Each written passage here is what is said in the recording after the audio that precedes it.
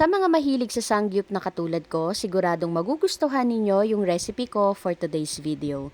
Dahil magsasangyup tayo sa bahay. At promise, ang sarap nito. Sobrang dali lang gawin at talagang makikraving satisfied ka. Gusto mo rin ba? Tara, luto tayo.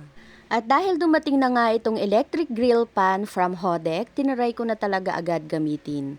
May kasama na rin itong warranty, user manual at detachable cord.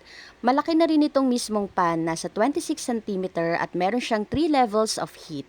Non-stick na nga din ito kaya kahit konting oil lang ang ilagay, makakaluto ka na. At ang isa pa sa maganda dito, naka-anti-scalding yung handle at may heat dissipation naman yung ilalim. Kaya very safe itong gamitin. Meron siyang high temperature protection at anti-dry burn protection. So automatic siyang magta-turn off pag sobrang init na. Pwedeng-pwede ka nang mag-ihaw, magprito at kahit magsangyup at home tulad ng ating recipe ngayon.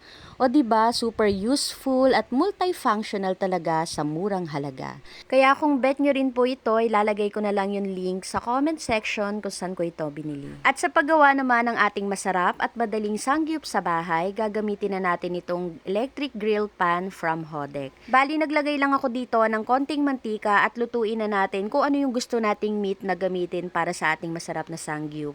After nyan, iset aside muna, then igisa na natin dito or lutuin naman yung sibuyas na puti. At pag nagaroma na yung sibuyas, ihalo na natin dito yung pork bacon cut na niluto natin kanina. Next na nating ilalagay dito yung lalong magpapasarap sa ating samgyup, ang kimchi. At kung gaano naman karami, nasa sa inyo na po yan. Mas maraming kimchi, syempre mas masarap.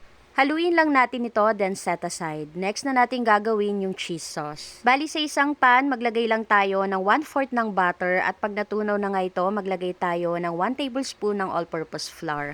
Haluin natin ito, then mag-add ng 1 can ng evaporated milk. At para naman sa pampalasa, maglagay lang tayo dito ng paminta, asin at 1/2 tablespoon ng brown sugar. Haluin lang uli natin ito, then maglagay na tayo ng cheese. At sa pagluluto pala nito, dapat mahinang apoy lang yung gamit natin at tuloy-tuloy itong haluin hanggang sa makuha na natin yung ganitong consistency. After nating maluto yung cheese sauce, ilagay na natin dito sa niluto nating samgyup kanina. Habang niluluto ko pala kanina yung cheese sauce, iniwan ko lang sa low button yung ating grill pan para mapanatiling mainit yung ating samgyup. And after nga nating mailagay yung cheese sauce, hayaan muna natin ito ng mga 1 minuto para mag-melt pa yung cheese bago tayo mag-start na kumain. At ganun lang kadali, meron na tayong napakasarap at talaga naman sobrang daming cheese na samgyup sa bahay.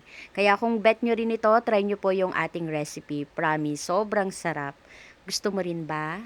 Tara, kain tayo.